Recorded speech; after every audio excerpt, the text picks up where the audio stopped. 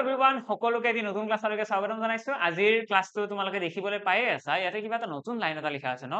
দা beginning কি বাহুবলী চলি আছে নেকি নাই দেই বাহুবলীৰ কথা মনত নানিবা ইয়াতে জাষ্ট এটা নতুন যাত্ৰা কি যাত্ৰা হয় এতিয়া সবেতো ভাবি আছা কিহৰ যাত্ৰা তোমালোকে যদি অকমান আৰু ভালকৈ মন কৰিছা এটা থাম্বনেইলখনৰ ওপৰত এটা নাম লিখা আছে এপিএসসি এনফোৰ্সমেন্ট ইন্সপেক্টৰ তোমালোকে সকলোৱে খবৰ পাইছা এপিএসসি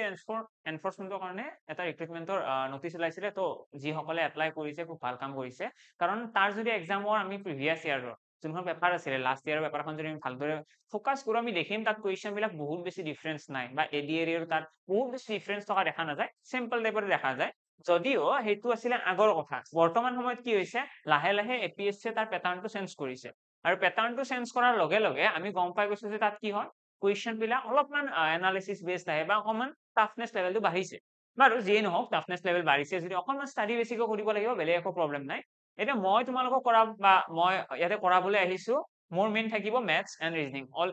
এজ ইউজুৱেল তোমালোকে গমে পোৱা ম্যাথছ এন্ড ৰিজনিংৰ এতিয়া কি আছে ম্যাথছ এন্ড ৰিজনিংটো আমি কেনেকৈ পঢ়িম মই এতিয়া ট্ৰাই কৰিম মোৰ ফালৰ পৰা আজিৰ ক্লাছটোত আমি জাষ্ট এটা অভাৰভিউ এটা ল'ম আমি কি কৰিব গৈ আছো আমি এপিএসসিৰ এনফোৰ্সমেন্ট ইন্সপেক্টৰৰ যোনখন পেপাৰ আছে তাত 15 নম্বৰ টোটেল ম্যাথছ আৰু ৰিজনিং থাকে ঠিক আছে 15 মাৰ্কস থাকে 15 মাৰ্কসটো যাতে গোটেইখিনি মাৰ্কসে তোমালোকে পোৱা তাৰে এটা প্ৰচেষ্টা থাকিব মোৰ ফালৰ পৰা কাৰণ যদিও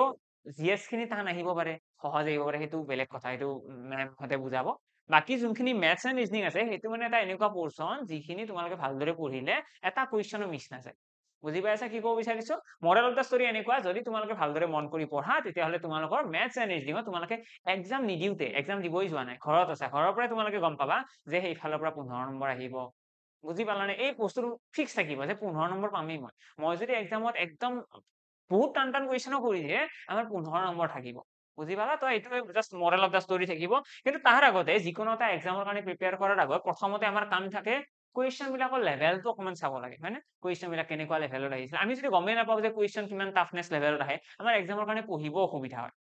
এটা ইয়াতে আজি প্ৰথম ক্লাছত আমি বেছি ডিসকাশন নকৰো যে সিম্পলি এটা আগতে যোনখন হৈ গৈছিলে পৰীক্ষা সেই পৰীক্ষাখনৰ পেপাৰখন ডিসকাশন কৰিম ইয়াতে ম্যাথছ আৰু ৰিজনিংৰ যিকেইটা 15টা কুৱেশ্যন আছিলে গোটেইকেইটা আছে আৰু লগতে সেই যিখিনি কুৱেশ্যন আহিছে তাৰ ওপৰত বেছ কৰি পেলাই আমি কোনখন সিলেবাস আমাৰ কাৰণে ভাল হ'ব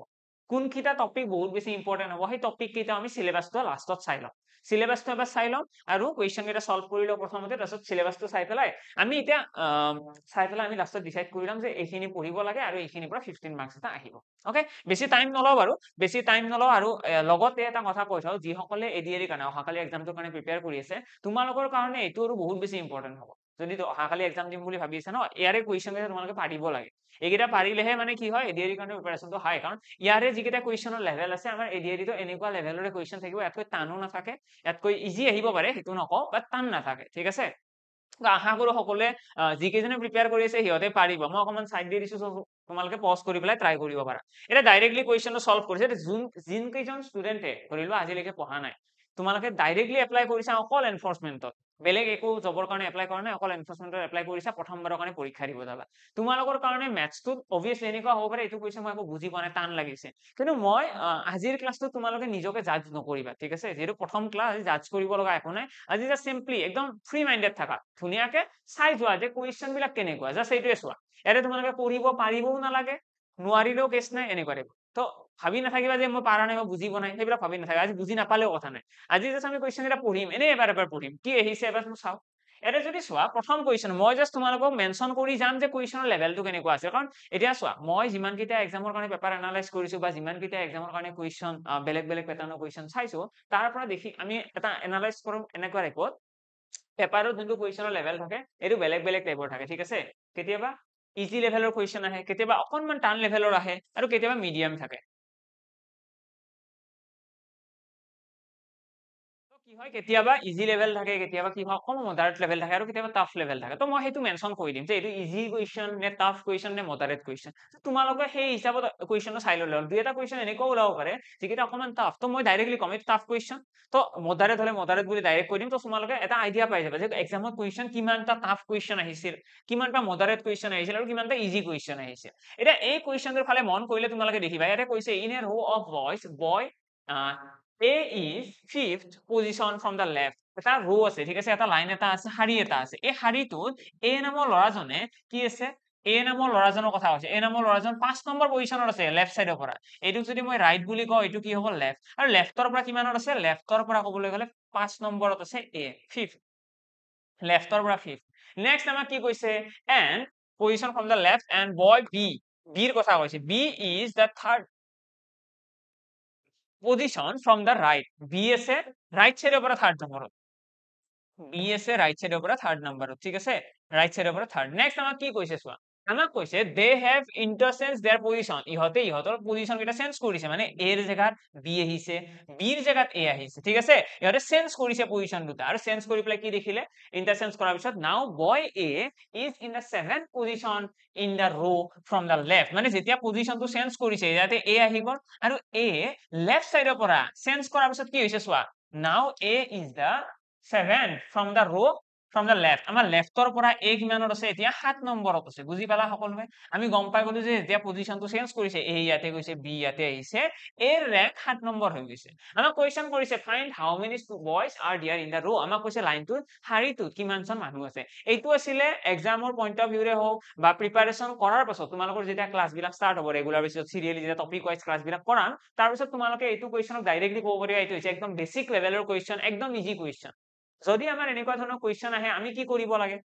আমি চাব লাগে যে এটা পজিশনৰ, এটা সিঙ্গল পজিশনৰ ৰাইট লেফট দুইটা দিয়া আছে নেকি। যদি আমাক তেতিয়া টোটেল উলিয়াব দিয়ে, টোটেল উলিয়াব দিলে ফৰ্মুলাটো এনেকুৱা, টোটেল মানুহ কিমানজন আছে? Total equal right plus left minus 1। এইটো আছিলে ৰিজনিঙৰ কুৱেশ্যন। টোটেল ইকুৱেল কি হয়? Right plus left minus 1। এতিয়া ইয়াতে যদি ৰাইট আমি লিখো, ৰাইটৰ পৰা কিমান আছে? চোৱা 7 নম্বৰ আছে, ৰাইটৰ পৰা 7। লেফটৰ পৰা কিমান নম্বৰ আছে এইটো চোৱা, 3rd নম্বৰ আছে। আমি কি কৰিব লাগে? আমাৰ টোটেল আনসাৰ আহি যাব 9, ঠিক আছে? কাৰেক্ট আনসাৰ হৈ গ'ল আমাৰ 9, অপচন এ। এতিয়া তোমালোকে ভাবি আছা ইয়াতে 7 আৰু 3 কিয় লিখিলে, 5 কিয় নিলিখিলো? তাৰ ৰিজনটো হৈছে আমি যেতিয়া এই ফৰ্মুলাটো ইউজ কৰিম, এই যোনটো ফৰ্মুলা আছে total equal right plus left minus 1, এই ফৰ্মুলাটোত আমি এনেকুৱা এটা পজিশনৰ ৰেংক ৰাইট আৰু লেফটটো লিখিব পাৰো যিটো পজিশন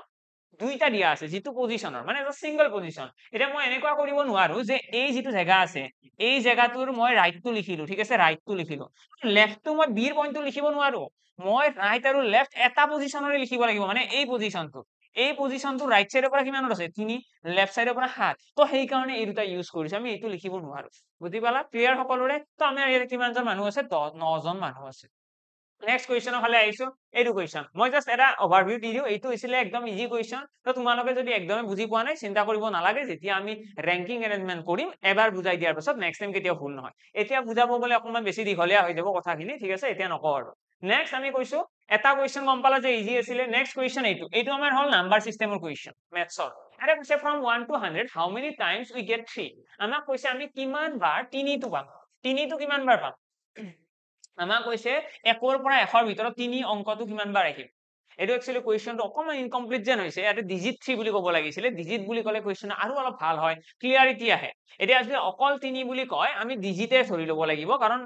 3টো কেইবাৰনো আহিব। এখন আমি 1ৰ পৰা 100 লৈকে লিখিলে যদি আমি 3 নাম্বাৰটোৰ কথা কওঁ, নাম্বাৰটোতো এবাৰে আহিব 3, আৰুতো নাহে। এইটো নাম্বাৰ হয়, কিন্তু ডিজিট বুলি ক'লে বহুতবাৰ আহিব। প্ৰথমতে 3 লিখিলো, 13 লিখিম ন, তাৰপিছত কি লিখিম? 23 লিখিম। এইবিলাক কি হয়? এইবিলাকত 3 ন, এইবিলাকত 3। তো এনেকে আমি চালে গম পাম যে ইয়াতে কিমানটা 3 আছে, 3 বহুত কেইটা ওলাব। এতিয়া তোমালোকক মই এইটো কুৱেশ্যন বেছি এক্সপ্লেইন নকৰো, যদি তোমালোকে অলৰেডি পঢ়ি আছিলা বুজি পাবা। আদাৰৱাইজ এইটো মই জাষ্ট এটাই কথা কম, এইটো এতিয়া মই লিখি দিছো কুৱেশ্যনটোৰ লেভেলটো। কুৱেশ্যনৰ লেভেলটো মই ইয়াতে লিখি দিছো, সকলোৱে বুজি লোৱা। কুৱেশ্যনৰ লেভেলটো এইটো বুজি লোৱা আৰু। কুৱেশ্যনৰ লেভেলটো হৈছে পানী, একদম পানী। যদি এনেকুৱা ধৰণৰ কুৱেশ্যন আহে 1ৰ পৰা 100ৰ ভিতৰত কিমানটা 3 আছে, আমি ডাইৰেক্টলি এটাই এনসাৰ দিওঁ 20। ডাইৰেক্টলি আমি এনসাৰ দিওঁ 20। যদি তোমালোকে নাম্বাৰ চিষ্টেমৰ ক্লাছ মোৰ পৰা চাইছিলা, নাম্বাৰ চিষ্টেমৰ এটা ইউটিউবত ক্লাছ আপলোড কৰা আছে, সেইটো চালেও তোমালোকে গম পাই যাবা এইবিলাক একদম বেছিক লেভেলৰ কথা। আমি এইবিলাক শিকোৱে, আমি যিকোনো এক্সামতে এইখিনি কথা আলোচনা কৰোৱে। সো তোমালোকে বেছি চিন্তা কৰিব লগা নাই, ডাইৰেক্টলি আহি যাব। ওকে, নেক্সট আমাৰ কুৱেশ্যনৰ ফালে আহিছো। নেক্সট কুৱেশ্যন কি আছে চোৱা। এইটো কুৱেশ্যন চোৱা এতিয়া। এইটো কুৱেশ্যনত কি কৈছে? মই দুটা কুৱেশ্যন এতিয়ালৈকে কৰালো, আৰু দুইটা কুৱেশ্যনতে আমি গম পাইছো এইকেইটা একদম বেছিক লেভেলৰ কুৱেশ্যন আছিলে। নেক্সট কুৱেশ্যন এইটো। ইয়াতে কৈছে আমাক বিমল ৱাক্স, আমাক এইটো দিছে ডাইৰেকশ্যনৰ কুৱেশ্যন। ডাইৰেকশ্যন ডাইৰেকশ্যন মানে দিশৰ কুৱেশ্যন কেনেকৈ সলভ কৰে দিশৰ কুৱেশ্যন সলভ কৰাৰ কাৰণে প্ৰথম কথাটো হৈছে আমি যি কৈছে সেই বস্তুখিনি ড্ৰয়িং বনাব লাগে এটা ছবি এটা আঁকিম আৰু লাহে লাহে কৰি যাম এটা লাইন পঢ়িম এটা ড্ৰয়িং বনাম তেনেকৈ আঁকি যাম এতিয়া কৈছে Bimal walks 20 metre towards north এতিয়া নৰ্থ সাউথ এইবিলাক জানানে নাই ওপৰত থাকিব নৰ্থ এইটো আহিব সাউথ এইটো আহিব ইষ্ট এইটো আহিব ৱেষ্ট আৰু এটা কথা যিসকলে অহাকালি এক্সাম দিম বুলি ভাবিছা ইয়াৰে এটা কুৱেশ্যনতে মই কৰি দিব লগা নহয় প্ৰতিটো কুৱেশ্যন ভিডিঅ' পজ কৰিবা ট্ৰাই কৰিবা তাৰ পাছতে চাবা এনসাৰ মিলিছে নে নাই ওকে এইটো মই ইউটিউবতো দি দিম সকলোৱে গম পাই যাওক নেক্সট ক্লাছৰ পৰা আমাৰ অকল এপত ক্লাছ হ'ব ইয়াতে কৈছে Bimal walks 20 metre towards north 20 metre উত্তৰৰ ফালে গৈছে তো 20 মিটাৰ উত্তৰৰ ফালে গৈছে মানে ইয়াৰ পৰা মই আৰম্ভ কৰিলো উত্তৰৰ ফালে গৈছে 20 মিটাৰ ঠিক আছে উত্তৰ মানে ওপৰৰ পিনে নহয় জানো উত্তৰৰ ফালে 20 মিটাৰ তাৰপিছত কি কৈছে ৰাইট সো সাইডে যাব এন্ড ৱাক 30 মিটাৰ সো সাইডে 30 মিটাৰ গৈছে 30 মিটাৰ হল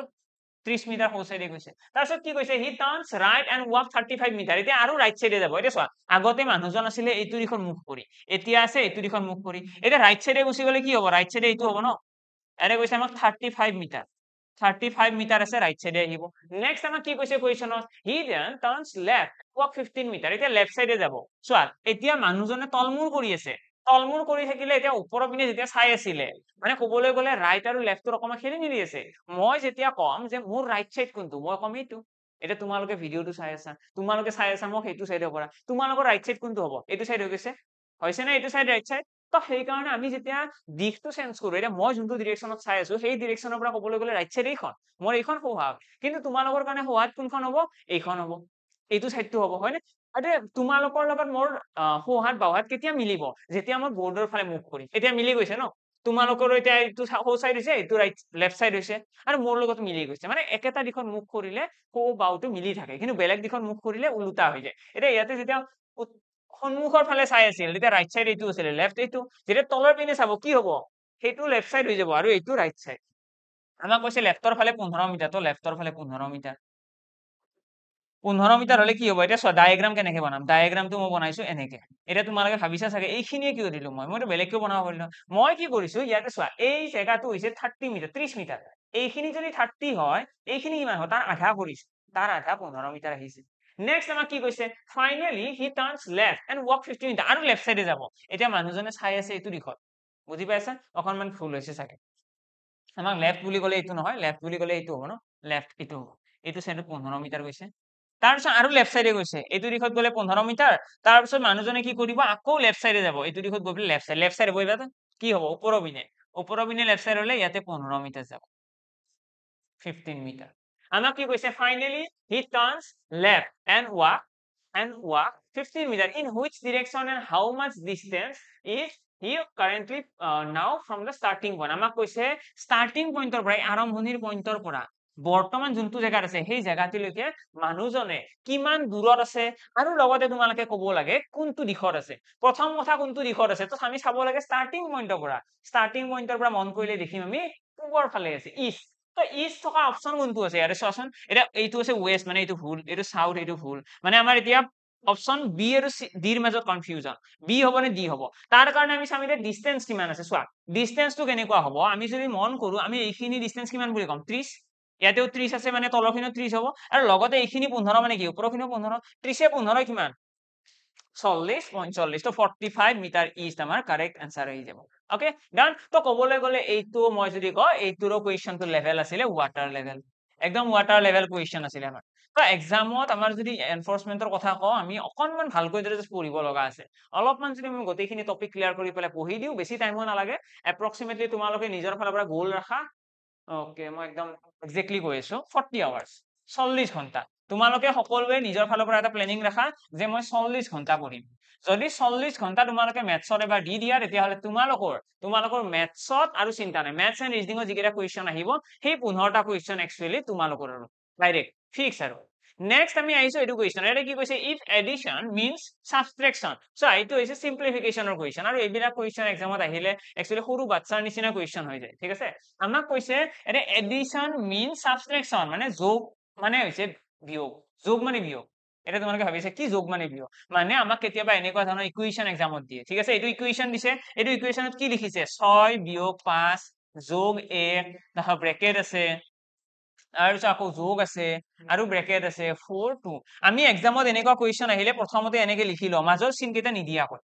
চিনকেইটা নিদিয়াকৈ আমি এনেকে লিখি লওঁ চোৱা মাজৰ চিনকেইটা মই দিয়া নাই তাৰ পাছত আমি কি কৰো কুৱেশ্যনটো পঢ়ি যাওঁ কুৱেশ্যন আমাক কৈছে এডিশ্যন মিন সাবট্ৰেকশ্যন মানে ইয়াতে ইয়াতে য'ত যোগ চিন আছে সেই যোগ চিনৰ জেগাত আমি কি লিখিম বিয়োগ লিখিব লাগিব ঠিক আছে যোগ চিন ক'ত আছে চোৱা 5 আৰু 1 ৰ মাজত যোগ চিন মানে ইয়াতে বিয়োগ লিখিম এই ব্ৰেকেট দুটাৰ মাজত কি আছে যোগ চিন আছে তো ইয়াতে বিয়োগ লিখিম তাৰ পাছত কি কৈছে সাবট্ৰেকশ্যন মিন্স এডিশ্যন মানে বিয়োগ য'ত আছে এইটো যোগ লিখিব লাগিব চোৱা প্ৰথম 6 আৰু 5 ৰ মাজত বিয়োগ চিন আছে মানে ইয়াতে যোগ লিখিম তাৰ পাছত কি কৈছে আমাক and multiplication means division multiplication মানে কি হৰণ মাল্টিপ্লিকেশ্যন মানে হৈছে হৰণ আৰু কিবা কৈছে নেকি ডিভিজন মিন্স মাল্টিপ্লিকেশ্যন আৰু হৰণ মানে হ'ব আমাৰ পূৰণ কিন্তু ইয়াতে কুৱেশ্যনত যদি আমি মৰম কৰো ইয়াতে আমাৰ হৰণ নাই আচ্ছা হৰণ আছিলে এটা কাম কৰা এই মাজত চাগে যোগ চিন নহয় এইটো ঠিক আছে এইটো টাইপিং মিস্টেক হৈছে এইটো মাজত হৰণ চিন আৰু হৰণ থাকিলে কি হয় ডিভিজন মিন মাল্টিপ্লিকেশ্যন তো ইয়াতে মাল্টিপ্লিকেশ্যন আহিব ক্লিয়াৰ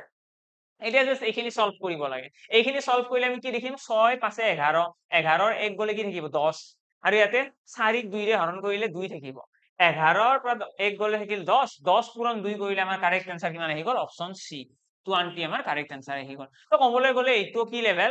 মই নকওঁ আৰু কি লেভেল একদম ফানি লেভেল ন নেক্সট কুৱেশ্যন এইটো কুৱেশ্যন চোৱা এতিয়া ইয়াতে কি কৈছে Manish was born 2 years after his father's marriage মনীষে কেতিয়া জন্ম পাইছে মনীষৰ জন্মৰ কথা কৈছে মানে এইটো হৈছে এজ ৰিলেটেড কুৱেশ্যন বিলাক সলভ কৰাৰ কাৰণে বহুত বেছি আমি পঢ়াৰ প্ৰয়োজন নাই সিম্পল কথাটো কেনেকুৱা আমি কুৱেশ্যনটো পঢ়িব লাগে কুৱেশ্যনটো বুজিব চেষ্টা কৰিব লাগে এবাৰ বুজি পোৱাৰ পিছত এনসাৰটো অটোমেটিক্যালি ওলাই আহে ওকে তো আমি স্টাৰ্ট কৰিছো কুৱেশ্যনত কৈছে Manish was born 2 years after his father's marriage মানে দেউতাকৰ বিয়া হোৱাৰ 2 বছৰ পিছত কি হৈছে মনীষৰ জন্ম হৈছে দেউতাকৰ বিয়া হোৱাৰ 2 বছৰ পিছত নেক্সট আমাক কি কৈছে চোৱা he is 8 years কি বুলি কৈছে 8 years old now মানে বৰ্তমান মনীষৰ বয়স 8 বছৰ মানে আমি এনেকৈ ক'ব পাৰো মনীষৰ বৰ্তমান বয়স হৈছে 8 বছৰ আৰু মনীষৰ জন্ম কেতিয়া হৈছিল সিহঁতৰ বিয়া হোৱাৰ 2 বছৰ পিছত মানে বিয়া কেতিয়া হৈছিল এইটো মনীষৰ বয়স সিহঁতৰ মেৰিজ বুলি লিখি থৈ দিলো তো মেৰিজ কেতিয়া হৈছিল সিহঁতৰ বিয়া হৈছিল তোমাৰ 10 বছৰ আগত বুজি পালানে কিয় 10 বছৰ লিখিলো মনীষৰ বয়স 8 বছৰ জন্ম পাইছে 2 বছৰ পিছত মানে আলটিমেটলি 2 বছৰ এটা যোগ কৰি দিলে বিয়া হৈছিল 10 বছৰ আগৰ কাহিনী 10 বছৰ আগতে বিয়া হৈছিল তাৰ পিছত কি কৈছে চোৱা his mother is 5 years younger than his father তাৰ এই যোনটো মনীষৰ দেউতাক আছে মনীষৰ দেউতাক কি হয় মাকতকৈ 5 বছৰে ডাঙৰ ঠিক আছে মাকতকৈ 5 বছৰে ডাঙৰ বা এইটো লাইনত আমাক কৈছে মাক দেউতাকতকৈ 5 বছৰে সৰু ঠিক আছে মাক হৈছে and 20 years older than Manish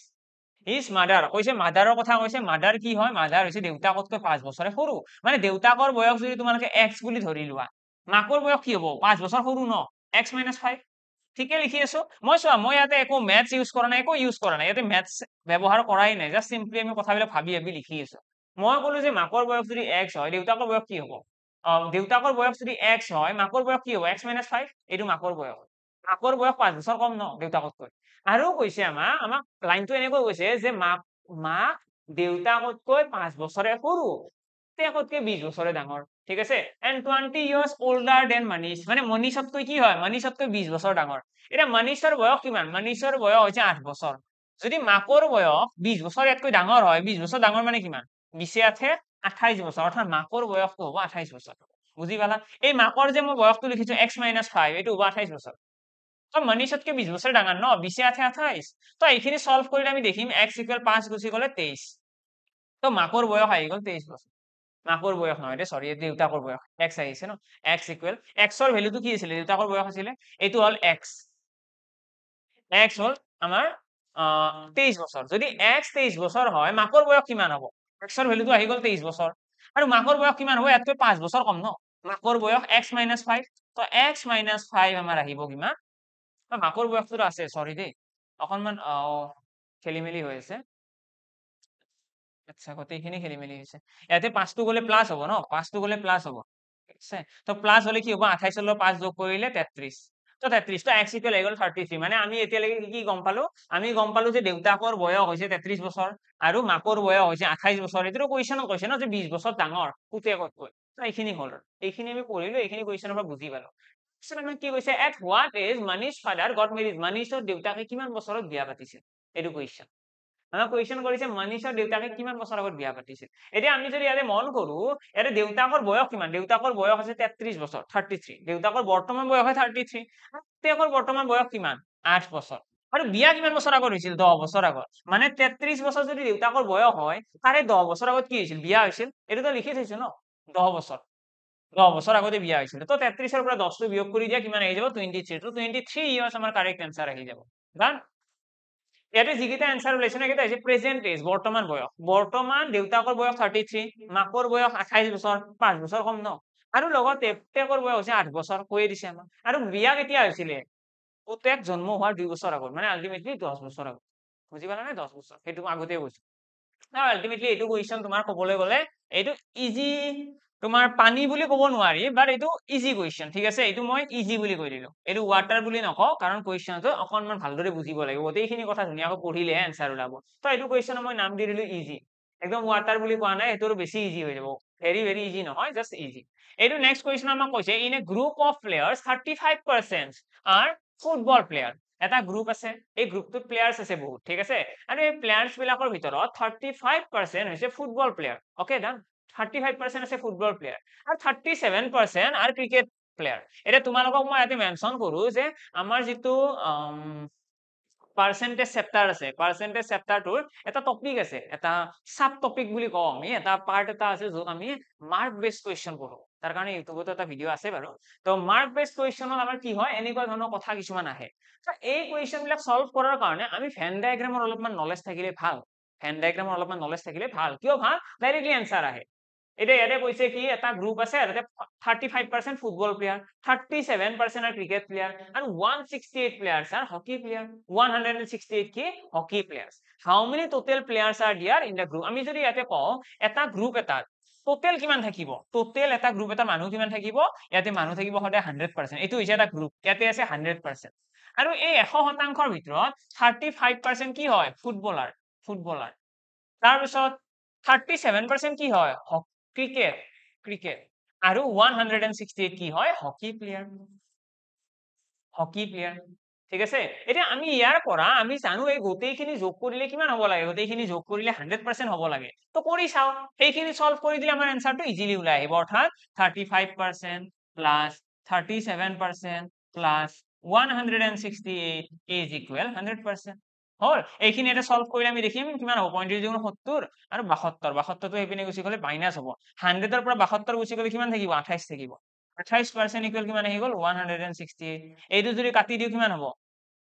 8 6 গুণ 48 6 গুণ 12 120 120 হলো ঠিকে আছে 6 বাৰ যাব এইটো 1% ইকুৱেল আহি গল 6 ঠিক আছে 1% ৰ ভ্যালু আহি গল যেতিয়া 1% ৰ ভ্যালু আমি পাই যাও আমাক কি কৈছে হাউ মেনি টোটেল প্লেয়াৰ্স উলিয়াব দিছিলে তো টোটেল প্লেয়াৰ্সৰ কাৰণে আমি কি কৰিব লাগিব 100% উলাব লাগিব কাৰণ 100% মানে কি হয় সদায় টোটেল ন দুটা শূন্য লগাই দিয়া 600 আমাৰ কাৰেক্ট आंसर আহি গল একদম ইজি কুৱেশ্যন এইটোকো মই কৈ দিলো এইটো প্যাটাৰ্নটোৰ নাম কৈ দিলো ইজি কুৱেশ্যন ঠিক আছে ইজি মানে আলটিমেটলি কথাটো হ'ল আমি যেটো এক্সামৰ যি পেপাৰ এনালাইজ কৰি আছো সেই পেপাৰত আমি এতিয়ালৈকে টাফ কুৱেশ্যন বা মডাৰেট কুৱেশ্যন পোৱা নাই এটা তোমালোকৰ হয়তো এনেকুৱা ফিল হ'ব পাৰে এইটো কুৱেশ্যন মই বুজি পোৱা নাই কেনেকে হ'ল এইবিলাক কোৰ পৰা আহিল কেনেকে আহিল লাগিব পাৰে কিন্তু আজি এক্সপ্লেইন নকৰো আমি যেতিয়া পাৰ্সেন্টেজ টপিকটো পঢ়িম তেতিয়া একদম সিস্টেমেটিক্যালি গোটেইখিনি কৰাৰ পাছত তুমিও কবা যে এইটো কুৱেশ্যন ইজি আছিলে লাগিলে তোমালোকে এটা কাম কৰিবা যেতিয়া কোৰ্সটো কমপ্লিট হ'ব গোটেইখিনি ভিডিও যেতিয়া আপলোড হৈ যাব গোটেইখিনি যেতিয়া ক্লাস তোমালোকে এটেন্ড কৰিবা তাৰ পাছত এবাৰ আজিৰ ক্লাসটো চাই লবা তেতিয়া তোমালোকে মোৰ লগত পাৰফেক্টলি ৰিলেট কৰিব পাৰিবা যে এইটো ইজি কুৱেশ্যন আছিল নে নাই ওকে নেক্সট কুৱেশ্যনৰ ফালে আহিছো এইটো কুৱেশ্যন এতিয়া চোৱা এতিয়া জাস্ট তোমালোকে অকনমান ব্লাইন্ডলি মোক ফলো কৰা মই যেনেকৈ কৈছো সেইটোৱে হয় বুলি ভাবি লোৱা আৰু বুজি পোৱা নাই যদি জাস্ট ব্লাইন্ডলি চকু মুজি পেলাই বিশ্বাস কৰি লোৱা যে এইটো ইজি কৈছে যেতিয়া সাৰে ইজিয়ে হ'ব এইটো টান নহয় ঠিক আছে নেক্সট কুৱেশ্যন এইটো কুৱেশ্যন কি কৈছে দা cost of 5 pens and 11 copies is ইমান 5টা কলম আৰু 11খন কপিৰ প্ৰাইস আমাক দিয়া আছে দাম the cost of 25 pens and 55 copies is আমাক কৈছে 25টা কলম আৰু 55খন কপিৰ প্ৰাইস কিমান the cost price of ইমান copies is 135 okay তো এইটো কুৱেশ্যন এতিয়া কেনেকৈ সলভ কৰিম এইটো কুৱেশ্যন কেনেকৈ সলভ কৰিম এইটো কুৱেশ্যনটো একদম পাৰফেক্টলি অলৰাইট আছে নে নাই কাৰেক্ট আছে নে নাই তো ইয়াতে যদি আমি মন কৰো ইয়াতে আমাক কৈছে 5টা কলম আৰু 11খন কপিৰ দাম হৈছে 135 তো আমি কি কৰিলো সিম্পলি ইয়াতে লিখি ললো 5টা পেন আছে 5p 5টা কলমৰ দাম কিমান হ'ব জানা নেকি তোমালোকে এতিয়া মই এটা এক্সাম্পল এটা দিওঁ আমি যদি কওঁ যে এটা 10 টকীয়া কলম আছে এটা কলমৰ দাম 10 টকীয়া যদি মই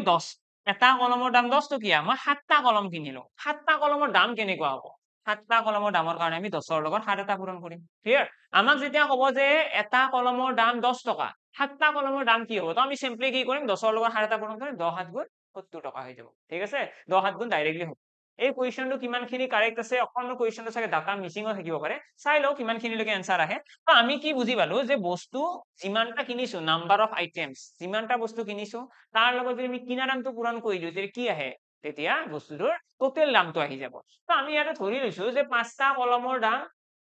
হল 5p ঠিক আছে মানে এটা কলমৰ দাম p বুলি ধৰিছো এটা কলমৰ দাম যদি p হয় 5টাৰ কি হ'ব 5p ঠিক তেনেদৰে 11খন কপিৰ দাম কিমান হ'ব 11খন কপিৰ দাম কৈ দিলো 11c আৰু এইটো কিমান হয় এইটো হৈছে 135 ক্লিয়াৰ এইটো হৈছে আমাৰ 135 আমাক এতিয়া কি কৈছে আমাক কৈছে 25টা কলমৰ দাম কিমান হ'ব 25টা কলম আৰু 55টা তো এটা 25টা কেনেকৈ ওলাও তো মই কি কৰিলো এইটো 25 বনাবৰ কাৰণে ইয়াতে 5 এটা পূৰণ কৰিলে বেয়া পাবা নেকি তোমালোকে ইয়াতে যদি মই 5 এটা পূৰণ কৰি দিও তেতিয়া কি হ'ব 25টা কলম হৈ যাব নে 25টা কলম হৈ গ'ল 5 5 গুণ 25 আৰু 11ৰ লগত 5 পূৰণ কৰিলে কি হ'ল 55খন কপি হৈ গ'ল আৰু হোৱাৰ লগে লগে ইয়াতে কিমান হ'ব 135 ইনটু ইয়াতেও এটা 5 আহি যাব কিয় কাৰণ আমি যেতিয়া পূৰণ কৰো ন অকল লেফট সাইডে পূৰণ কৰিলে নহয় ৰাইট সাইডেও কৰিব লাগিব দুই পিনে তো আলটিমেটলি আমি গম পালো 25টা কলম আৰু 55খন কপিৰ দাম কিমান হ'ল 135 পূৰণ 5 ক্লিয়াৰ এইখিনি পূৰণ কৰিলে আমি দেখি আছো এককৰ ঘৰত কি আহিব 5 5 গুণ 25 25 মানে 5 থাকিব তো 5 থকা অপচন এটাই আছে এইটো আমি মানে এইবিলাক পূৰণো কৰিব নালাগে 135 পূৰণ 5 কৰিব নালাগে আমি যদি এককৰ ঘৰকেইটা পূৰণ কৰো তেতিয়াও এনসাৰ ওলাই আছে মানে আলটিমেটলি এইটো কুৱেশ্যনৰ মই আকৌ নাম দিলো ৱাটাৰ এইটো কুৱেশ্যনৰ নাম আহি গ'ল পানী কিনো কৰিলো আমি একো কৰা নাই এটা লাইন লিখিছো 2 নম্বৰ লাইনত এনসাৰ আহি গৈছে মানে পানী কুৱেশ্যন হয় ওকে দেন নেক্সট কুৱেশ্যনৰ ফালে আহিছো এইটো কুৱেশ্যন এতিয়া তোমালোকে নাভাবিবা যে মই এইবিলাক কৰিব পাৰিম নে নাই আপুনি তো কৰি দিলে ধুনীয়াকৈ আমি বা পাৰিম নে নাই পাছত সেইবিলাক চিন্তা নকৰিবা আৰামছে পাৰিবা একো প্ৰব্লেম নহয় যেতিয়া গোটেইখিনি কোৰ্স কমপ্লিট হ'ব তাৰপিছত নিজে ফিল কৰিবা যে চিন্তা নাই যি কুৱেশ্যন আহে আহক এক্সামত এতিয়া কৈছে the sum of 27% of a number এইটো কুৱেশ্যন হৈছে আমাৰ পাৰ্চেন্টেজৰ একদম বেসিক লেভেলৰ কুৱেশ্যন পাৰ্চেন্টেজ যেতিয়া আমি স্টাৰ্ট কৰিম পাৰ্চেন্টেজৰ প্ৰথমটো ক্লাছতে আমি এইবিলাক কুৱেশ্যন ডিসকাশন কৰো কাৰণ এক্সামত পাৰ্চেন্টেজৰ এনেকুৱা কুৱেশ্যন এডিআৰই তো অহা দেখা যায় বা যিকোনো এক্সামত আসাম গভৰ্ণমেন্টৰ যিকোনো এক্সামতে অহা দেখা যায় তো এবাৰ যেতিয়া কনসেপচুয়ালি ষ্ট্ৰং থাকা যায় আমি যিকোনো এক্সামত কুৱেশ্যন সলভ কৰিবলৈ ৰেডি থাকো এটা কৈছে the sum of 27% of a number এটা হয় দুটা সংখ্যা আছে the sum of 27% of a number and 19% of the same number is 322 মানে এটা নাম্বার আছে এই নাম্বাৰটো মই কৈ দিলো x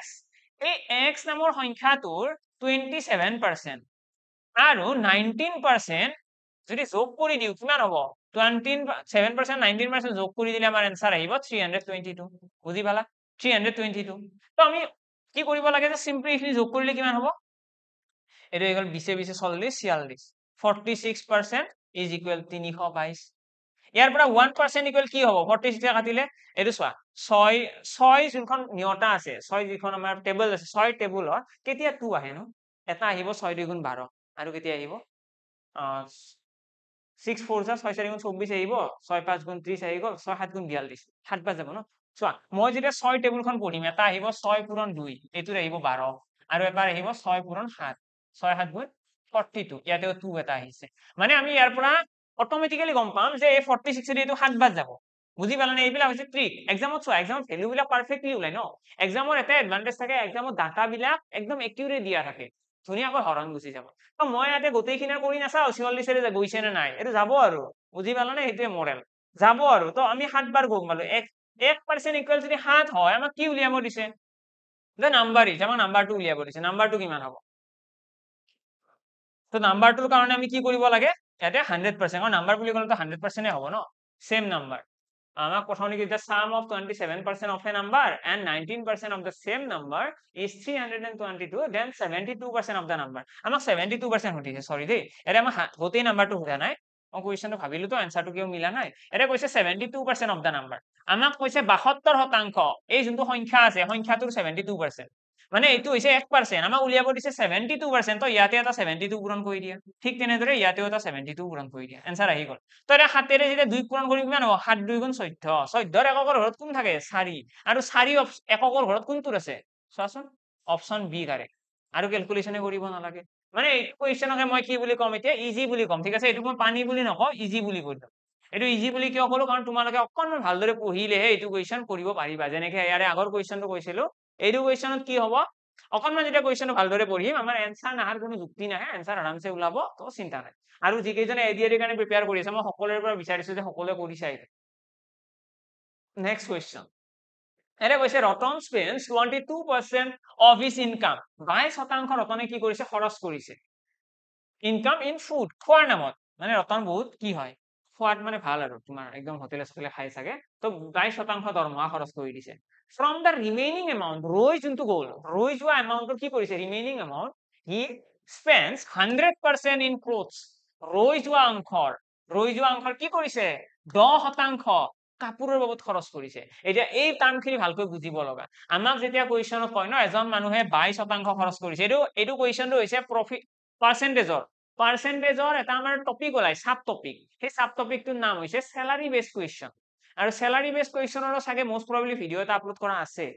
সাৰ্চ কৰিলে পাবা যদি কোনোবাই চোৱা নাই আৰু লগতে আমি স্যালাৰি বেস কুৱেশ্যন পাৰ্চেন্টেজত ধুনীয়াকৈ শিকিম তাতেও আমি কথাখিনি বেসিক টু হাই ধুনীয়াকৈ আলোচনা কৰিম সব বুজি পাই যাবা তো এৰে আমাক কৈছে 22% ইনকাম কি হয় খোৱাৰ নামত খৰচ কৰিলে তো খোৱাৰ নামত গেল 22% এতিয়া ৰৈ গৈছে কিমান 22% গ'ল ৰৈ গৈছে কিমান তো ৰৈ গৈছে আমাৰ কিমান হ'ব 20 গলে 80 78 আৰু এই 78%ৰ ফ্ৰম দ্য ৰিমেইনিং বোলা শব্দটো আছে নে নাই ফ্ৰম দ্য ৰিমেইনিং এইটো হৈছে তোমালোকক মই আৰু অলপমান সিলেক্টিভলি কওঁ যিকেইজনে ধৰি লোৱা আগৰ পৰা মোৰ লগত ফলো কৰি আছা ধৰি লোৱা আগৰ বেটছতো আছিলে তেতিয়াহ'লে তোমালোকে ৰিলেট কৰিব পাৰিবা ফ্ৰম দ্য ৰিমেইনিং থকা এটা টাৰ্ম আছে এই টাৰ্মটো মই একদম স্পেচিফিকেলি কৈ দিওঁ মানে তোমালোকক মই এইটোৱে কৈছো যে আমাৰ যেতিয়া ক্লাছখিনি কমপ্লিট হ'ব তোমালোকে এনেকুৱা কুৱেশ্যন দেখি পেলাই ডাইৰেক্টলি তোমালোকে ক'বা এইটো কুৱেশ্যন হ'ল নেকি অলৰেডি শিকিছোচোন বহুত ভালকৈ শিকি থৈ দিছো মানে এনেকুৱা কুৱেশ্যনত কি হয় আমাৰ স্যালাৰি বেস কুৱেশ্যনত দুটা টাইপ আছে এটা হ'ল নৰ্মেল কুৱেশ্যন এটা হ'ল ৰিমেইনিংৰ কুৱেশ্যন আৰু এইটো হৈছে সেই সেকেন্ড টাইপৰ কুৱেশ্যন ৰিমেইনিংৰ লগত জড়িত ৰিমেইনিং বুলি ক'লে আমি কি কৰিব লাগে এই 78%ৰ 10% আৰু ওলাব লাগে ইয়াৰে 10% কিমান হ'ব 7.8 এটা এইবিলাক ক্যালকুলেশন বেছি মাথা নামাৰিবা কাৰণ আজিৰ ক্লাছত তোমালোকে আমি জাস্ট পেপাৰখনহে এনালাইজ কৰি আছো আমি ইয়াতে একো কুৱেশ্যন শিকিবলৈ অহা নাই আৰু মই শিকাব নোৱাৰিম আজি এটা ক্লাছতে নোৱাৰিম অবভিয়াছলি নোৱাৰিম তো আমি কি কৰিলো 78%ৰ 10% ওলাই দিলো 7.8% ওলাই গ'ল ঠিক আছে যদি বুজি পোৱা নাই স্কিপ কৰি দিবা স্কিপ মানে কি কৈছো মই তোমালোকে জাস্ট ক্লাছটো এনজয় কৰা আজি বেলেগ একো নাই যিকেইজনে পাৰা ট্ৰাই কৰা যিকেইজনে নোৱাৰা জাস্ট এনজয় কৰা কুৱেশ্যনৰ এই টাৰ্ম কেইটা শুনি যাবা কুৱেশ্যনটো মই ইজি বুলি ক'লো নে মডাৰেট ক'লো কি ক'লো পেপাৰখনত মডাৰেট লেভেলৰ কুৱেশ্যন আহে নে নাই সেইটো চোৱা তো আমি ইয়াতে দেখিলো 7.8% আৰু এইখিনি যদি প্লাস কৰি দিও কিমান হ'ব 22ৰ লগত 7.8 কৰিলে 29.8% মানে ইমান পাৰ্চেন্ট কি হ'ল ইমান পাৰ্চেন্ট মানুহজনৰ খৰচ হ'ল বুজি পালা ইমান পাৰ্চেন্ট মানুহজনৰ খৰচ হ'ল from the remaining amount he spends 10% on clothes 10% ক্লথছত খৰচ কৰিছে মানে ইমান পাৰ্চেন্ট খৰচ আমাক কৈছে if his 1 month income is ইমান এক মাহৰ ইনকাম হৈছে 3200 টকা then expending the above amount how much amount will be with him মানে কিমান পইচা তেওঁৰ হাতত ৰৈ যাব এতিয়া যদি মানুহজনে 29.8% খৰচ কৰে মানে সেভিংস কিমান কৰিলে সেভিংস কৰিব কিমান 70.2% হয় নে নাই কাৰণ চোৱা এজন মানুহৰ দৰমহা সদায় কি দৰমহা সদায় হৈছে 100% আৰু 100ৰ পৰা যদি মই যদি 29.8% বিয়োগ কৰি দিও কি ওলাব 100ৰ পৰা এইখিনি খৰচ ন এইখিনি খৰচটো বিয়োগ কৰি দিলে আমাৰ ওলাই গ'ল সেভিংস মানে ইমান টকা জমা কৰিছে 70.2% কি কৰিছে জমা কৰিছে আমাক কুৱেশ্যনত কৈছে 100% মানে কিমান মানুহজনৰ দৰমহা হৈছে 3200 দৰমহা মানে আমি লিখিম 100% সমান 3200 100% সমান কি আহি গ'ল 3200 আৰু ইয়াৰ পৰা 1% ইকুৱেল কি আহি গ'ল 1% ইকুৱেল আহি গ'ল আমাৰ 32 1% হে 32 আমাক উলিয়াব কি দিছে কুৱেশ্যনত আমাক কৈছে 70.2% তো ইয়াতে তোমাৰ তা 70.2% এটা পূৰণ কৰি দিয়া দ্যাটস ইট 70.2 ইয়াতেও পূৰণ ইয়াতেও এটা 70.2 পূৰণ কৰিলে কি আহিব 0.2 আহিব 0.2 থকা কোনটো আছে 0.2 নাহে 4 আহিব এইটো 2 লগত 2 পূৰণ কৰিলে কি হ'ব 2 2 গুণ 4 অপশনত মই 0.4 থকা কোনটো পাইছো এটা হৈছে ডি মানে এইটো ভুল অপশন সি ভুল আৰু এ ভুল তাৰ পিছত আমি কি কৰিম 2 2 গুণ 4 হ'ল তাৰপিছত 2 0 গুণ আমি যাব আমাৰ 0 ওকে বাৰু 2 2 গুণ 4 লিখিলো আৰু নেক্সট আমাৰ কি লিখিম এইটো পূৰণ কৰিলে এইটো মই পূৰণ কৰিয়ে দিছো একেলগে ডাইৰেক্টলি ইয়াতে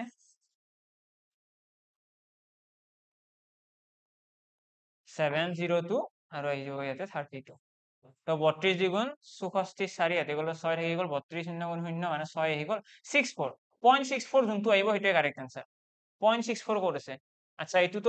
আছে অলমোস্ট সিমিলাৰ মানে আৰু কৰিব লাগিব তো 32 7 গুণ কিমান 32 7 গুণ 7 2 গুণ 14 7 3 গুণ 21 একে 22 224 ৰ লগত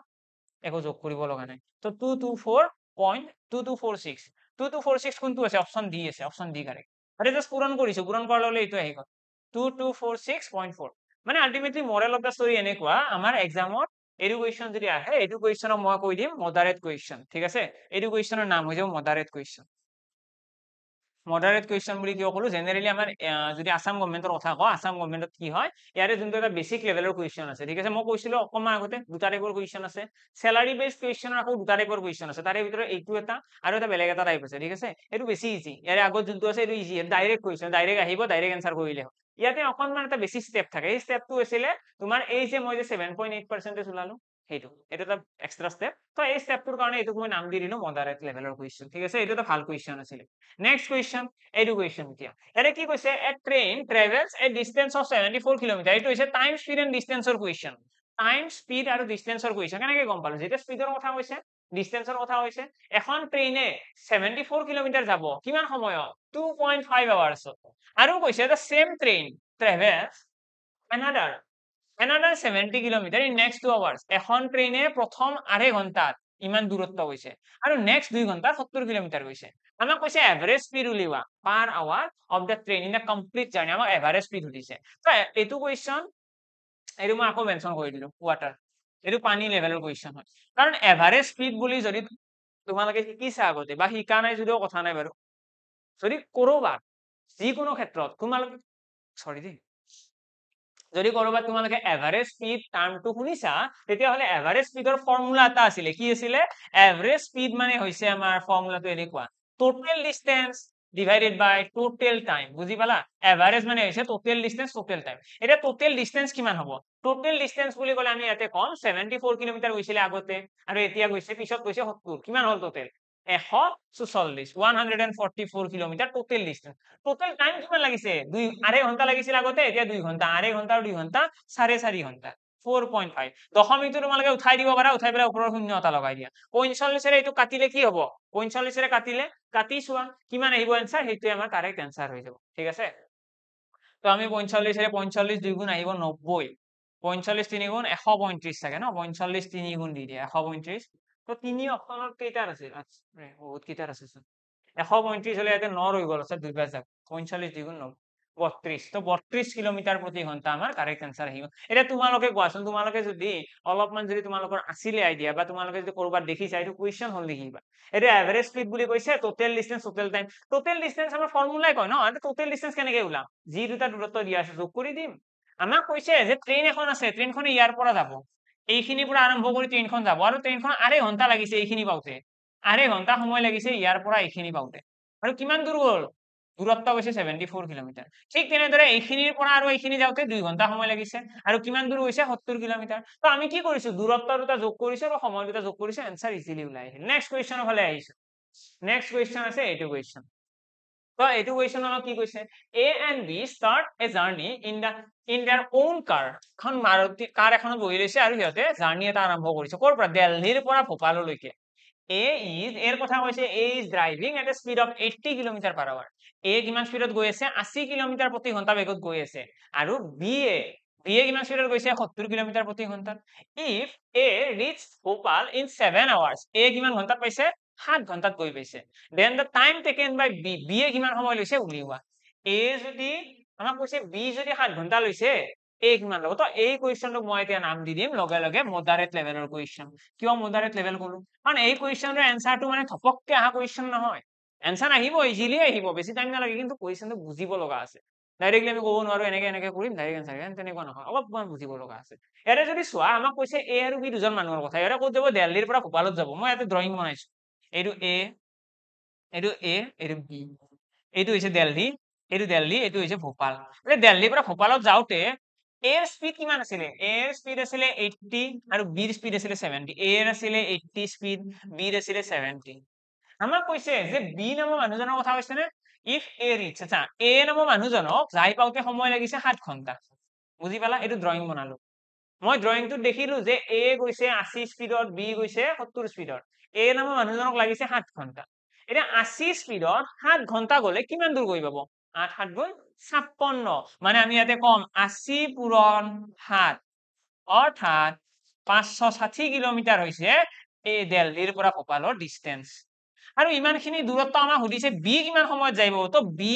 স্পীড কিমান বিৰ স্পীড হৈছে 70 distance divided by speed equal formula আহি যাব আমাৰ টাইম অৰ্থাৎ আমাৰ কাৰেক্ট এনসাৰটো আহি যাব 8 ঘন্টা ক্লিয়াৰ আমাৰ এইটো ফৰ্মুলা আমি ফৰ্মুলা জানো ন ডিএসটি বুলি কয় distance divided by speed is equal আমাৰ আহি যাব টাইম এই ফৰ্মুলাটো আমি ইউজ কৰিছো আমাৰ কাৰেক্ট এনসাৰ ইয়াতে ওলাই গল 8 ঘন্টা তো অপচন কোনটো হ'ব অপচন বি তো এইটো কুৱেশ্যন মই মডাৰেট বুলি কিয় ক'লো কাৰণ ইয়াতে দুটা মডাৰেট নকওঁ বাৰু মডাৰেট ক'লে বেছি টান হৈ যাব ন আমি এটা কাম কৰো এইটো নাম দি দিও ইজি ইজি কুৱেশ্যনত নামাকৰণ কৰি দিও এইটো ঠিক আছে ইজি কুৱেশ্যনত আমি এইটো অন্তৰ্ভুক্ত কৰি দিলো নেক্সট কুৱেশ্যন এইটো কুৱেশ্যনত কি কৈছে চোৱা এই কুৱেশ্যনত কৈছে average age of two person is 18 years দুজন মানুহৰ এভাৰেজ বয়সৰ কথা হৈছে এইটো হৈছে এভাৰেজৰ কুৱেশ্যন এভাৰেজ শব্দটো কৈছে মানে কি এভাৰেজৰ কুৱেশ্যন এভাৰেজ এজ হৈছে দুজন মানুহৰ 18 বছৰ যদি এভাৰেজ 18 হয় দুজন মানুহৰ বয়সৰ যোগফল কিমান হ'ব মানে মানুহ দুজন মই কৈ দিলো x আৰু y আৰু x আৰু y ৰ যোগফল কিমান হ'ব 36 ক্লিয়াৰ এইটো হৈছে সিহঁতৰ বয়সৰ যোগফল কাৰণ x plus y divided by 2 equal 36 no average উলিওৱা technique one is older than another by 4 years এজন মানুহ আনজনতকৈ 4 বছৰে ডাঙৰ ঠিক আছে মানে আমি কম এহাৰে x নামৰ মানুহজনতকৈ y নামৰ মানুহজন কি 4 বছৰে ডাঙৰ আতকৈ ডাঙৰ 4 বছৰে x তকৈ বুজি পালানে লাইনটো বুজি পালানে কোৱা এই যোনজন y নামৰ মানুহ আছে y নামৰ মানুহজন x তকৈ 4 বছৰ ডাঙৰ মানে x plus 4 তো এইখিনি যদি আমি সলভ কৰি দিও আমি দেখিম twice x is equal 32 x equal আহি গল 16 x ৰ ভ্যালুটো 16 মানে এজন মানুহৰ বয়স হৈছে 16 বছৰ আৰু আনজনৰ বয়স কিমান 16 ৰ লগত 4 টো যোগ কৰি দিয়া 16 4 কি 20 তো 16 বছৰ আৰু 20 বছৰ আমাৰ কাৰেক্ট আনসাৰ আহি যাব এই কোৱেশ্চনটো আমি এতিয়া নামাকৰণ কি বুলি কৰিলে ভাল হ'ব মই যিমানখিনি ক্যালকুলেশন কৰিছো বা যিমানখিনি কথা কলো তোমালোকে এইটো কোৱেশ্চনক কিমান ৰেটিংস দিবা বেছি নাপাই ন ইজি হয় তো এইটো কোৱেশ্চনক আমি ইজি বুলি কৈ থম ঠিক আছে ইজি বুলি অকল কিয় কৈ থৈ দিলো কাৰণ তোমালোকে যদি কোৱেশ্চন বুজি নোপোৱা ভালদৰে এইটো কোৱেশ্চন নোৱাৰিবা যদি বেছি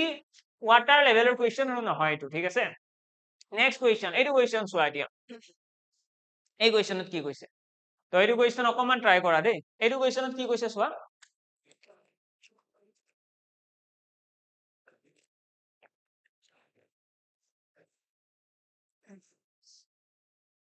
Okay. So education কৈছে Rupam spends 20% of his salary in food. Rupamৰ কথা কৈছে এবাৰ Rupame খৰচ কৰিব আৰু মই অলৰেডি কৈছো যে দৰমহাৰ লগত জড়িত প্ৰশ্নবিলাক হৈছে পাৰ্সেন্টেজ চেপ্টাৰৰ কোৱেশ্চন পাৰ্সেন্টেজ চেপ্টাৰত আমি এইবিলাকৰ কথা আলোচনা কৰা দেখা যায় পাৰ্সেন্টেজত ধুনীয়াকৈ আলোচনা কৰি Rupame কি কৰিছে 20% খৰচ কৰিছে 5% খৰচ কৰিছে 2% as investment এতিয়া মই তোমালোকক কৈছিলো যে আমাৰ দৰমহা খৰচ কৰাৰ টেকনিক বেলেগ বেলেগ আছে মই তোমালোকক অকনমান আগতে এটা কোৱেশ্চনত কি কৈছিলো মই কৈছিলো যে ইয়াতে কই ঘৰাইটো এইটো কোৱেশ্চন মই কৈছিলো এইটো কোৱেশ্চন নাম কি কৰিছিলো মডাৰেট মই কৈছিলো নে যে এই দৰমহাৰ খৰচৰ দুটা টাইপৰ কোৱেশ্চন আছে এইটো এটা ৰিমেইনিং শব্দটো থকা আৰু এটা নৰমাল কোৱেশ্চন আছে সিম্পল বহুত ইজি সেই ইজি কোৱেশ্চনটো হৈছে এইবাৰ আহিছে মানে আলটিমেটলি ক'বলৈ গ'লে আমাৰ যি দুটা স্যালাৰি বেসড কোৱেশ্চন আছে দৰমহাৰ লগত জড়িত যি দুটা ধৰণৰ কোৱেশ্চন আছে মাত্ৰ দুটাই আছে দেই এইটো মানে গোটেই দুনিয়াখনত তোমালোকে বিচাৰি আহা সেই দুটাতকৈ বাহিৰৰ কোৱেশ্চন নাই তোমালোকে যদি মোক স্যালাৰি বেসড কোৱেশ্চন যিকোনো কোৱেশ্চন তোমালোকে মোক কৈ দিয়া মই সেই দুটা টাইপতে গোটেইখিনি কৰি দিম এই দুটা টাইপৰে বেলেগ কোৱেশ্চনে নাই তো সেই দুটা টাইপৰ এইটো ফাৰ্স্ট টাইপৰ কোৱেশ্চন ইজি আছিল এইটোত কি কৰিব লাগে এই কোৱেশ্চনটো সলভ কৰাৰ কাৰণে আমি কি কৰিব লাগে ৰূপমে কৈছে 20% দৰমহা খোৱাৰ নামত খৰচ কৰে ৰূপমে কি কৰে 20% দৰমহা খোৱাৰ বাবদ খৰচ কৰে খোৱাৰ বাবদ যদি 20% খৰচ কৰে আৰু লগতে কি কৈছে বাকিখিনি কি কৰে 5% খৰচ হোৱা কাপোৰৰ বাবদ 2% ইনভেষ্টমেন্ট টোটাল কিমান হল 20 যোগ 5 25 25 এ 2 27 ঠিক আছে তাৰপিছত কি কৈছে in these three items he spends rupees 5400 মানে এই তিনিটা বস্তু যে খৰচ কৰিলে এই তিনিটা বস্তু টোটাল মানুহজনে 5400 টকা খৰচ কৰিছে মানে আমি কি কম 20% 5% 2% গোটেইখিনি যোগ কৰিলে কিমান হল 27% এই 27% তে হৈছে 5400 সমান বুজি পালানে তো 27 এর এইটো কাটি দিলে 200 মানে 1% এর ভ্যালু আহি গল আমাৰ ইয়াতে 200 টকা 1% মানে 200 এটা একদম সিম্পল 1% ওলাই গল আমাক কি কৈছে দা এমাউন্ট অফ হিজ স্যালারি আমাক স্যালারি দিছে স্যালারি মানে কি স্যালারি মানে 100% সদায় 100% তো আমি দুটা শূন্য লগাই দিলো 20000 টাকা কারেক্ট আনসার তো অপশন বি আমাৰ কারেক্ট হৈ যাব কিমান টাইম লাগিল হেতে আমি যেতিয়া কনসেপচুয়ালি স্ট্রং হম তোমালোকৰ লাগিব মই জাস্ট সিম্পলি আজিৰ ক্লাছৰ পৰা এটাই তোমালোকক মেছেজ দিব বিচাৰো আমাৰ কুৱেশ্যন বিলাক যিহেতু ইজি আছিল আমি যাতে এক্সামৰ এই 15টা কুৱেশ্যনৰ এটা সিঙ্গেল মিস্টেক নহয় এটা সিলি মিস্টেকো নহয় একোই মিস্টেক নহয় ঘৰতে ভাবি যাম যে 15টো পামেই আৰু এক্সাম দিও কম যে পালো 15 দ্যাটস ইট তাৰ মাজত এনেকুৱা কথা নোলাই যে অলপমান খেলি মেলি লাগি গ'ল বুজি নাপালো পাহৰি গলো সেইবিলাক নকবা ডাইৰেক্ট এনসাৰ আহিছে এনেকুৱা লেভেলৰ কুৱেশ্যন আছিলে তো আলটিমেটলি আমি এইবাৰো বেছি টান এক্সপেক্ট কৰি লাভ নাই 5 years ago আমাক কৈছে 5 বছৰ আগৰ কাহিনী এতিয়া এইটো হৈছে এজ ৰিলেটেড কুৱেশ্যন আৰু এজ ৰিলেটেড কুৱেশ্যন বিলাক আমি ৰেশিও আৰু প্ৰপৰচন বহুত ভালদৰে শিকিম তো কৈছে the average age of A and B is 20 years A আৰু বিৰ এভাৰেজ বয়স কিমান 20 বছৰ তো average age of A B C is 20 বছৰ এ বি চিৰ কিমান 20 বছৰ ৰাইট নাও সৰি কুৱেশ্যনটো ট্ৰিকি হয় ইয়াতে কৈছে 5 years ago মানে 5 বছৰ আগত 5 বছৰ আগত কিমান আছিল এ আৰু বি আছিল 20 বছৰ এভাৰেজ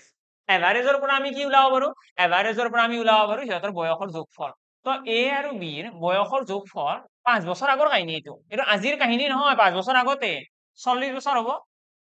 কাৰণ এভাৰেজ মানে কি গোটেই কেইজনৰ লগত থকা বুলি ক'ব পাৰি মানে এৰো বয়স 20 বছৰ বিৰো 20 বছৰ তো দুয়োৰে লগ কৰিলে তো 40 হ'ব ন বয়সৰ যোগফল এইটো কি হয় 5 বছৰ আগত আমি যদি কওঁ যে বৰ্তমান বয়স কিমান ইহঁতৰ বৰ্তমান বয়স উলিয়াবলে মই এৰ বয়সটো 5 বছৰ বঢ়াব লাগিব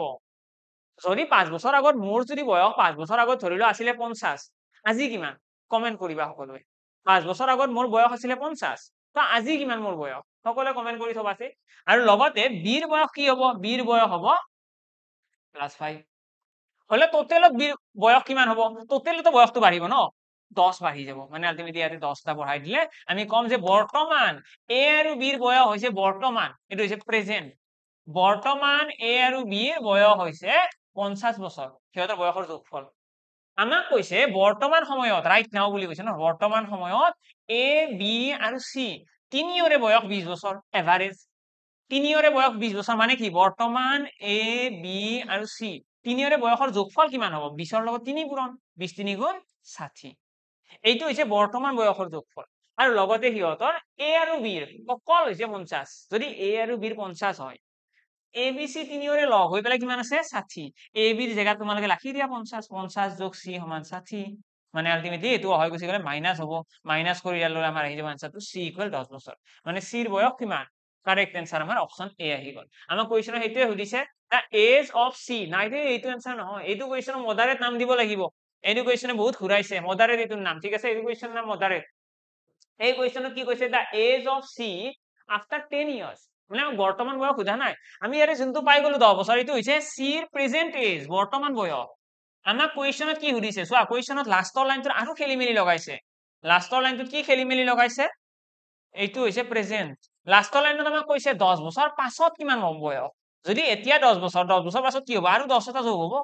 বয়স হৈ যাব ন মানুহৰ লাহে লাহে আলটিমেটলি আমি কম 20 বছৰ হৈছে সিৰ বয়স ক্লিয়াৰ তো অপশন সি কারেক্ট ঠিক আছে এই কোয়েশ্চন আমি নাম কৈ দিলো মডারেট কারণ কোয়েশ্চনটো আমি ভালদৰে পঢ়িব লগা আছিলে কোয়েশ্চনটো অকনমান ভালদৰে ৰিভিউ কৰিলেহে আনসাৰটো ওলাই আছে আদাৰৱাইজ সব খেলি মেলি হৈ যাব হয় না কাৰণ ইয়াতে প্ৰথম লাইনতে আমাক কৈ দিছে 5 বছৰ আগৰ কাহিনী তো ইয়াতেও এটা 5 যোগ কৰিব লগা আছিলে জেনাৰেলি ষ্টুডেন্টৰ এইবিলাক বস্তু ৰৈ যায় আমাৰ এক্সামত এইখিনি বস্তু ৰৈ যায় ইয়াতে ৰৈ যাব নহলে ইয়াতে ৰৈ যাব ক'বাততো ৰৈ যাব কিন্তু যেতিয়া কুৱেশ্যন ভালদৰে পঢ়িবা এইটোৰ আনসাৰ নিশ্চয় ওলাব নেক্সট কুৱেশ্যনৰ ফালে আহিছো এইটো কুৱেশ্যন ইয়াৰে কি কৈছে চোৱা numbers are in the ratio of 3:4 to number দুটা সংখ্যাৰ কথা কৈছে ইহঁতৰ অনুপাত দিয়া আছে 3:4 এইটো কুৱেশ্যন মই ডাইৰেক্টলি কৰিছো এইটো ইজি কুৱেশ্যন ৰেশিও আৰু প্ৰপৰচনৰ মই তোমালোকক এটা একদম টাইপ শিকাই দিম এটা কুৱেশ্যনৰ পেটাৰ্ন এটা ষ্টাৰ মাৰ্ক কৰি পেলাই লাইন এটা লিখাই দিও জেনাৰেলি যিকেইজনে অলৰেডি কৰি আছে সিহঁতে গম পাব একটা লাইন এটা এনেকৈ লিখাই দিও য'ত আমি কথা পাতো যেতিয়া এটা অনুপাতৰ লগত কিবা যোগ কৰি এটা বেলেগ অনুপাত আহিব এটা অনুপাতৰ লগত কিবা যোগ কৰি পেলাই এটা নতুন অনুপাত আহিব তেতিয়াহলে আমি ক্ৰছ মাল্টিপ্লিকেশন মেথড ইউজ কৰিব পাৰো ঠিক আছে ইয়াতে যদি চাও 3:4 এটা ৰেশিও আছিলে আমাক কৈছে if 6 is added to both the numbers মানে এইটোৰ লগতো 6 এড কৰিম এইটোৰ লগতো 6 এটা এড কৰিম আৰু কৰাৰ লগে লগে কি হ'ব সিহঁতৰ নতুন ৰেশিও হৈ যাব 7:9 here আমাক কৈছে অৰিজিনালি দা নাম্বাৰস আৰ অৰিজিনালি কি আছিল নাম্বাৰটো তো অৰিজিনাল নাম্বাৰৰ ৰেশিও হৈছে এইটো অৰিজিন হৈছে এইটো ওপৰটো আৰু তাৰ লগত কিবা এটা যোগ হৈ পেলাই নতুন ৰেশিও আহিছে আৰু এইটো কোৱেশ্চন সলভ কৰাৰ কাৰণে আমি কি মেথড ইউজ কৰো ক্ৰছ মাল্টিপ্লিকেশন মেথড বুলি কোৱা হয় আৰু মেথডটো কেনেকৈ কাম কৰে চোৱা আমি কি কৰিম 9 ৰ লগত 3 পূৰণ কৰিম কালাৰটো চেঞ্জ কৰাই দিছো 9 ৰ লগত আমি 3টো পূৰণ কৰিম আৰু 7ৰ লগত 4 পূৰণ কৰিম 9 3 গুণ কি 9 3 গুণ 27 7 4 গুণ 28 আমি ইহঁতৰ এই যে 27 আৰু 28 পালো এটা পালো 27 এটা পালো 28 ইহঁতৰ পাৰ্থক্যটো চাব লাগে পাৰ্থক্য কিমান 1 1 আমি ৰেশিও বুলি কম 1 ৰেশিও ইজ ইকুৱেল আমি আকৌ ক্ৰছ মাল্টিপ্লাই কৰিম 9ৰ লগত 6 পূৰণ 7ৰ লগত 6 পূৰণ এইটোৰ পূৰণ কৰি কেনে ডাঙৰৰ পৰা সৰুটো বিয়োগ কৰিব লাগে অৰ্থাৎ 9 6 গুণ 54 আৰু 7 6 গুণ 42 42ৰ পৰা 54টো বিয়োগ কৰি দিম ঠিক আছে তো আমাৰ কাৰেক্ট আনসাৰ আহিব ইয়াতে 12 বিয়োগ কৰিলে তো আমি গম পাই গলো এটা অনুপাতৰ ভ্যালু হৈছে 12 এটা অনুপাত মানে যদি 12 হয় তিনিটা অনুপাত মানে কি কোৱাচোন তিনিটা অনুপাত মানে কিমান হ'ব 12 3 গুণ 37 চাৰিটা অনুপাত মানে কি 12 4 গুণ 48 হৈ গল কাৰেক্ট आंसर আহি গল 36 and 48 তো অপশন বি আমাৰ কাৰেক্ট হৈ গল এটা তোমালোকে এইটো কৈ নিদিবা যে 48 আৰু 36 এইটো কাৰেক্ট এইটো ৰং বুঝি পালানে এইটো ৰং কিয় আমাৰ প্ৰথম সংখ্যাটো কি প্ৰথম সংখ্যাটো 36 আৰু আমি সিকোয়েন্সত লিখিব লাগিব বুঝি পালানে আমাৰ অৰিজিনাল নাম্বাৰ কেইটা সিকোয়েন্সত সুধিছে ন আমি সিকোয়েন্সত আনসাৰ দিম 36 আৰু 48 এটা তোমালোকে ক'ব নোৱাৰে যে 48 আৰু 36 হ'ব এইটো সম্ভৱে নহয় এইটো ভুল হৈ যাব ক্লিয়াৰ তো অকমান কেয়াৰফুল এইটো কোৱেশ্চনক আমি ইজি নাম দি দিলো কাৰণ ক্ৰছ মাল্টিপ্লিকেশন মেথডটো যোনে জানে বা এইটো যেতিয়া তোমালোকে শিকিবা তাৰপিছত তোমালোকৰ কাৰণে এইটো কোৱেশ্চন একো হৈয়ে নাথাকে এইটো কোৱেশ্চন তোমালোকে একদম নেগলেক্ট কৰি দিবা এইটো কোৱেশ্চন নেকি ডাইৰেক্ট আনসাৰ আহি যাব তোমালোকৰ ওকে নেক্সট কোৱেশ্চনৰ ফালে আহিছো নেক্সট কি কোৱেশ্চন আছে খতম এৰে খতম তো আমি এতিয়া আমি এখন পেপাৰ এখন সলভ কৰিলো আমি পেপাৰত যোৱাবাৰ যিমান কোৱেশ্চন আছিল গোটেইকেইটা কৰিলো আৰু দেখিলো তাত ক'বলৈ গ'লে আমি মডাৰেট লেভেলৰ কোৱেশ্চন দেখিছো আৰু ইজি লেভেলৰ আৰু কেইটামান ৱাটাৰ লেভেল পানীৰ নিচিনা সহজ আৰু বাকি আমি টাফ লেভেলৰ এটাও কোৱেশ্চন দেখা নাই আমি সেইটোৱে ষ্ট্ৰেটেজি ৰাখিম আমি বহুত বেছি টাফৰ ফালে নাযাওঁ আমি সাফিচিয়েন্টকৈ পঢ়িম আমি এনেকুৱা পঢ়িম যাতে আমাৰ মাৰ্কস খিনিও গোটেই আহে আৰু আলটিমেটলি আমাৰ সময়ও কমত হয় কাৰণ তোমালোকে জিএছৰ কম পাস কৰিব লাগিব কাৰণ এপিএসসি প্যাটাৰ্ন চেঞ্জ কৰিছে এপিএসসিৰ এতিয়া জিএস খিনি বহুত টান আহে ম্যাথছ এন্ড ৰিজনিংৰ ইমান টান নিদিয়ে বাৰু এইটো বেসিক লেভেলত থাকে তো সেইটো হৈ যাব ঠিক আছে এতিয়া তোমালোকে জাস্ট জিএস খিনি যেটোকে ফোকাস কৰিব লাগিব তো মই ম্যাথছ এন্ড ৰিজনিংৰ যাতে তোমালোকৰ বেছি টাইম ওয়েষ্ট নহয় জলদি জলদি যাতে গোটেইখিনি ক্লিয়াৰ কৰিব পাৰা তাৰ কাৰণে আমি ধুনীয়াকৈ একদম সিস্টেমেটিকলি যিকেইটা ইম্পৰ্টেন্ট সেইকেইটা চেপ্টাৰ কৰি পেলাই খতম কৰিম ঠিক আছে তো ইয়াতে নাম্বাৰৰ মই ইয়াতে সিলেবাস কেইটাত সিলেবাসত মই ৰাখি দিলো নাম্বাৰ সিস্টেম কাৰণ ইয়াৰে কোৱেশ্চন আজিৰ স্লাইডতো আছিলে আৰু এক্সামত আহিয়ে থাকে যিকোনো এক্সামত দেন আমি কৰিম সিম্পলিফিকেশন ৰেশিও প্ৰপৰশন এইকেইটা চেপ্টাৰ আমি কৰিম ঠিক আছে এইকেইটা চেপ্টাৰ বহুত বেছি ইম্পৰ্টেন্ট হয় আৰু এইখিনি চেপ্টাৰ জানা মানে তোমালোকে ম্যাথছ জানা ঠিক আছে আৰু টাইম ষ্টুডেন্ট ডিসটেন্স আৰু এজ ৰিলেটেড প্ৰবলেম ইয়াতে এইখিনি বস্তু কৰাৰ লগে লগে আমি একদম কনফিডেন্ট থাকিম যে এক্সামত ইয়াৰে বাহিৰত আৰু একো নাহে এইখিনি সাফিচিয়েন্ট আৰু লগতে ৰিজনিং বুলি ক'লে যিহেতুকে চোৱা 15টা মাত্ৰ কোৱেশ্চন এনেকুৱাও নহয় যে ৰিজনিংৰ বহুত কোৱেশ্চন আহিব ৰিজনিংৰ দুটা বা তিনিটা কোৱেশ্চন দিব চাৰিটা কোৱেশ্চনে দিলে তো ক'বলৈ গ'লে আমি ৰিজনিংৰ বহুত বেছি টপিক কৰিও লাভ নাই তো আমি কি কৰিম সিলেক্টিভলি এইকেইটা অকমান চাই দিম এইকেইটা চালে আমাৰ সাফিচিয়েন্ট হৈ যাব আমি সিৰিজৰ কোৱেশ্চন অকমান চাম কাৰণ সিৰিজৰ কোৱেশ্চন কেতিয়াবা কেতিয়াবা আহি যায় এইখন পেপাৰত নাছিলে কিন্তু আহি যাব পাৰে লগতে পাজলস কেইটামান চাই লম কাৰণ এপিএসসি পাজলস দিয়ে লাষ্ট ইয়াৰ সিসি তো দিছিলে তো এপিএসসিৰ এক্সামত পাজলস থাকা দেখা যায় পাজলসৰ কোৱেশ্চন সলভ কৰিম আৰু নৰমাল আমি ডাইৰেকশনৰ question blood relation ranking arrangement আৰু বেলেগ বস্তু নপঢ়ো আমি এটা পইণ্ট এটা ইয়াতে এড কৰো সিটিং এৰেঞ্জমেন্ট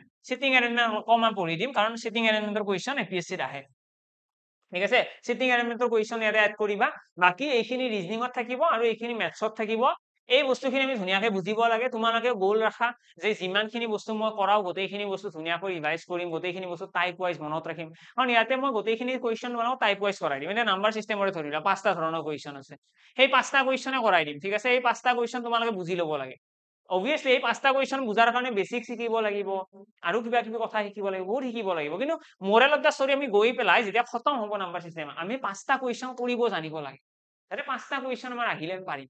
সেইকেইটা কোৱেশ্চন এক্সামত আহিব কোৱেশ্চনৰ ভ্যালু চেঞ্জ হ'ব নাম্বাৰ কেইটা চেঞ্জ হ'ব এনেকুৱা টাইপৰ কিন্তু সেই পাঁচটাই আহিব কোৱেশ্চনৰ ল্যাঙ্গুৱেজটো চেঞ্জ হ'ব তো তোমালোকে জাস্ট এই পাঁচটা কোৱেশ্চন বুজাৰ কাৰণে যি লাগে এইখিনি কৰা ধুনীয়াকৈ সকলোৱে কন্টিনিউটি ৰাখিবা ক্লাছ কেইটা বেছি ব্ৰেকডাউন নকৰিবা আৰু যদি কোনোবা এপ্লাইও কৰা নাই এপ্লাই এতিয়া কৰি দিব পাৰা কাৰণ এতিয়াও চাগে খোলা আছে এপ্লাই কৰিব পাৰা তো এক্সামটো দি লোৱা কালিও এক্সাম যদি কোনোবাই কালিৰ কাৰণে প্ৰিপেয়াৰ কৰি আছা আৰু যিকেইজনে প্ৰিপেয়াৰ কৰি আছা আশা কৰো ইয়াতে যিমান কোৱেশ্চন আছিলে গোটেইখিনি তোমালোকে পাৰিছা আৰু এনেকৈ যদি গোটেইখিনি টাইপ ওয়াইজ তোমালোকে কভাৰ কৰা হয় তোমালোকে এক্সামত মানে একদম 15 মাৰ্কসটো তোমালোকৰ ফিক্স ঠিক আছে 15 মাৰ্কসটো ফিক্স তাৰ বেলেগ আৰু মাথা মাৰিব লগা নাই 15 মাৰ্কসৰ যিখিনি ম্যাথছ এন্ড ৰিজনিং থাকে এইখিনি ফিক্স তো মইতো মোৰ ফালৰ পৰা দিয়ে দিম আৰু এইটো চিন্তা কৰিব লগা একো নাই তোমালোকক গোটেইকেইজনকে 15 মাৰ্কসটো যাতে পাই যোৱা তাৰ কাৰণে যি কৰিব লাগে এইটো মই কৰি দিম সো বিন্দাস পঢ়া জাস্ট আৰু এক্সাম যিকেইজনে অহাকালি এক্সাম দিবা সিহঁতৰ কাৰণে শুভেচ্ছা থাকিল ধুনীয়াকৈ এক্সাম দিয়া লগ পাম সকলোকে নেক্সট ক্লাছত এণ্ড থ্যাংক ইউ এভৰিৱান